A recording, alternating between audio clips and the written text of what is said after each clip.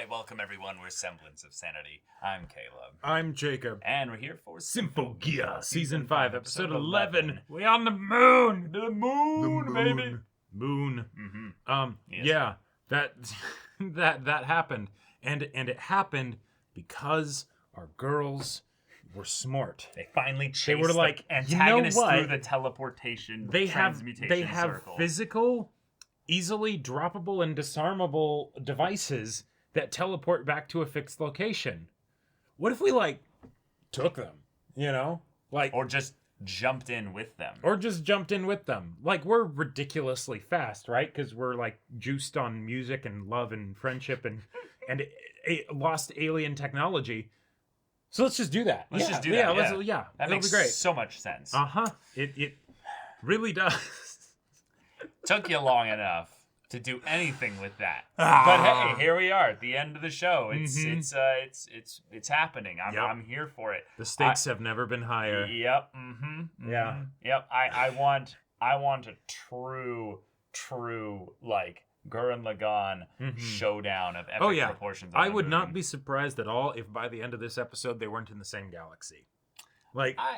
I would be a little surprised. Not that surprised. I feel like a battle for Earth, requires a little bit of the maybe the feeling of something coming from beyond. Sure, but they they resolve the battle this battle episode is here. And then at the end of the episode, Reapers show up. And then Sure, or the darkness, Yeah. The custodians. Yeah, let's have it. So, y'all, without further ado, let's get into this. All right, everyone, now be sure to go check out the reaction portion of the video in the description below, then come back here for the discussion.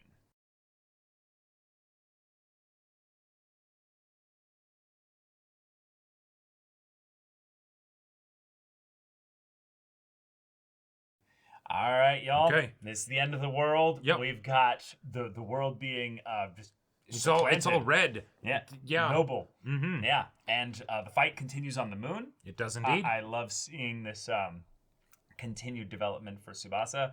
She's one of the characters that I just kind of feel the most kind of attached to her arc, kind of meeting a very kind of full resolution by not the end of this story, but by the next time she sees Hibiki again. Mm-hmm. And Maria's been awesome in that regard as well. Oh yeah, Maria's always great. Yeah. And for Tsubasa, it does feel kind of fitting as one of the final character arcs for the show, for it to be the person that was first shown and with the huge problem of, Kanade died right in front of me, right? Right. Why would I accept someone else's hand when they could end up hurting me like that again? Exactly. So now, awesome. She accepts not only the hand, but also the song of her once rival and now best friend. Mm-hmm. And there's a lot of best friends in this story. There are a lot of best friends that I want to go far. But anyway, the reveal, Shemha became language. Okay, awesome.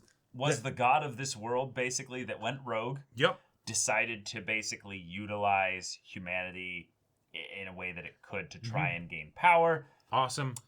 But that's also then where the curse of Shemha. Yeah, the curse of Belial then is a seal. I love it. And then it's a network jammer, which is such a simple, fun thing in that it's an ancient bit of technology that's just no. Human beings have a computer brain network by their own biology that is being jammed from actually being able to connect with each other. Is such a perfect sci-fi silly explanation for all the problems of humanity can be then summed up with if your guys' network wasn't jammed, you guys would be able to understand, connect, love, and all that, and hold hands, and everything would be wonderful. Exactly. Yeah, it's perfect. Yeah. Yep. Okay. There are references that I want to make to Hitchhiker's Guide to the Galaxy, but I haven't actually read or watched Hitchhiker's Guide. I only know little bits and pieces, so I'll just say 42 and hope that you think I'm smart and well read. But that's great. But okay, that opening fight also as a way to start an episode, Symphogear, you've got your fifth OP, strongest one yet, I'd say, to make sure that we're hyped and ready to go. But that fight was another level. That was great. That was awesome. Loved it. And then we go into battles on the moon. I am kind of surprised that there wasn't an attack knocked out the gravity, and then They briefly touched upon it so that we wouldn't ask stupid questions that would slow down the plot. Exactly. Yeah, this is Symphogear. Exactly. God damn it! Like, Yep. we gotta move this shit along. I loved that it was like the big question is, how are they gonna get back? And I'm just thinking to myself, no, you dumbass. It's how are they gonna have air? And then Maria is the very next thing. Well, at least there's air, and it's like perfect. And I was just like, that was great. amazing. That was awesome. And then she's like testing gravity. It's like, all right, same as Earth, huh? What do you know? No, wow, that's just great. And the walls are very, very solid. Oh wait, no, it's actually just that they're lucky because Hibiki punches through walls again because that's what she does. But thankfully, it was not an exterior wall. Right, of course. So it's all fine. It's all fine. Yeah, exactly. I really want that to happen at some point where Hibiki's just like, yeah, let's go. Punches the shit out of things, and then Chris is like, no, you idiot. At this point, we're going to get the exact same ending as season 1 with them in space, singing their hearts out, holding hands to end it. It's going to be cheesy. It's going to be lovely. But they're also going to have the network jammer down probably by that point, where then they will probably have to connect with all the world's voices, and they're going to be like, you have to broadcast our message to the world and tell everybody to start sing our song, singing chorus, singing harmony, singing unity. Forget even fighting other custodians or whatever, right? It's just something where humanity gets united, and then we just get like an ever zooming out shot of just like, oh yeah, the planet, the solar system, the galaxy, more galaxies, and just the song explodes in like a wave helix, of double helix or spiral or whatever of like light and love and music. Yeah, it's gonna be interlocked fingers, the handhold that then curl like explode into a flower. Yeah, exactly. It's gonna be amazing. But this reveal though that this is kind of what the Curse of Balal was ultimately. It was something that was a lot more simple, is that every effort by humanity to break past that was something that was ultimately Shemha kind of subtly willing this kind of thing. And that's how you can kind of like retroactively apply Shemha's desire to break free into all the villains and everything that was trying to bring humanity back, because one of the things that Symphogear thematically has been doing is that every villain was right about something. And that was that humanity is sundered, and that's not the natural way for humanity to be. Sometimes you just need a hero. Right. The problem is that with what they've revealed in this way, Shemha also biologically kind of forced the evolution of humanity to a point where then it could, like, humanity the custodians intervened and no, the more the idea that humanity was going along with its typical evolution, that was just a part of the process, but she biologically altered things so that they could then be used as a network for her own devices. And then the jammer was basically the no, stop that. Stop that. That's bad. But that was not a part of the original way that human beings were even necessarily going to be. So the thing that was necessarily maybe the villain's goal to then use humanity as tools is going to be the thing that will be the thing that will bring humanity into a utopia or into a new state of consciousness, because they're going to be connected by the efforts of the villain being overturned by our protagonists. And that's why it's so important that we show how awful those evil Americans are, is so that way when the language barrier gets removed, then even the Americans can be handheld. And that just goes to show the power of love. Yeah. Everyone can be handheld. It's not about... No, but even the Americans. No, it's not... They're not special. Stop trying to make them special, Jacob. You're the one obsessed with the U.S. The thing that they're... Come on, the crack tear on the Statue of Liberty. Yeah, that's funny. That's funny. Yeah, exactly. It's one of the most recognizable, I would say, monuments in the world. That's fair. Like most other large landmarks of that variety are towers that are actual just places where people live or work. Like they're not like monuments of sorts. Right. Like the Great Wall of China is probably the largest volume-wise, but it's not tall. Yeah. I mean, you could have the Eiffel Tower, but yeah. But even then, the Eiffel Tower is probably maybe one of the most, but yeah. But so here we are. Yeah. Awesome. Let's go.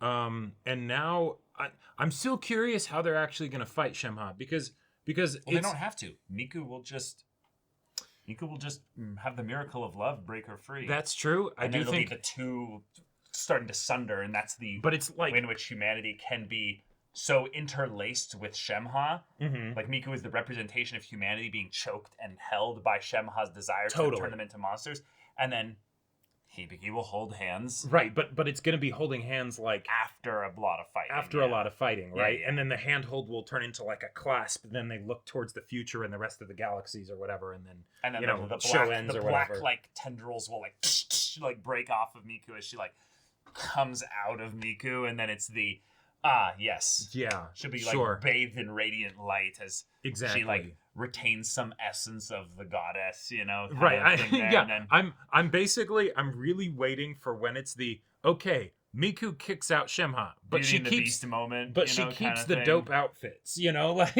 Like it's I mean, why not just make her own at that point? no, totally. Have be a completely new one. Oh no, I think it will be. Miku will have a transformation sequence from being Oh. inside of Shemha to being. Miku will absolutely have a full-on Madoka like god outfit, and it will be wonderful, right? Goddess, yes.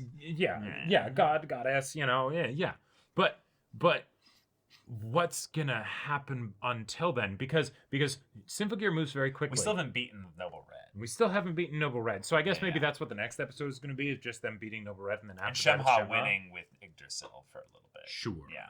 Sure. Because even if it's a thing of where, like, let's take the whole humanity will become tools as monsters or what have you. In order to have the true Beauty and the Beast moment here, we need to have maybe the final battle be not really against Shemha directly, but it can be humans that are humans we know getting transformed into monstrous things or what have you. Oh God. Have you thought about how like fucking terrifying this could be? I mean that would be pretty crazy. And because they're on the moon, they're safe from the terraforming and stuff. Sure, but then also maybe then they aren't there to save the world. Right. So they have to launch off of the moon What I could to see save them. Yeah. So I could see that happening. Uh-huh. The other thing I could see happening is that Shemha undoes the curse of Belial, maybe by destroying the moon, or something like that, right? Or turning off the disruption, right? Once that's that what happens, Yggdrasil's for, yeah. right, exactly. They need to fight Shemha and everything. They beat Shemha, they handhold with Miku, and it's wonderful. Mm-hmm. But then the custodians show up, and then there's 10,000 custodians that all show up, and it's like, oh man, we did all of this and we handheld to beat Shemha, and get Miku back. But what do we do against this? And then it's the true test of the hand-holding and the love, is that then by showcasing the love of humanity and all of that stuff, then the custodians are like, you know what? Okay, there's been enough violence today. I think that would be cool to happen personally after Shemha's been beaten. The Oh, totally. custodians Yeah. show up. No, they don't even show up until that point. Basically, we just got here. Right. It's a Firefly situation, a Serenity situation where everything. No, stand down. Yeah, exactly. And then it's Yep. And then it's no, we'll govern ourselves. Thank you very much. And then it's they enter galactic society or whatever. Or no, it's just the thing of where they're like, okay, let us know when you're ready to become beings of energy and all that, and Right. we'll be there for you. But We're still gonna watch you. Gendro's just like, can you watch movies while you're a being of energy? Yes. Sign me up. I will be the first.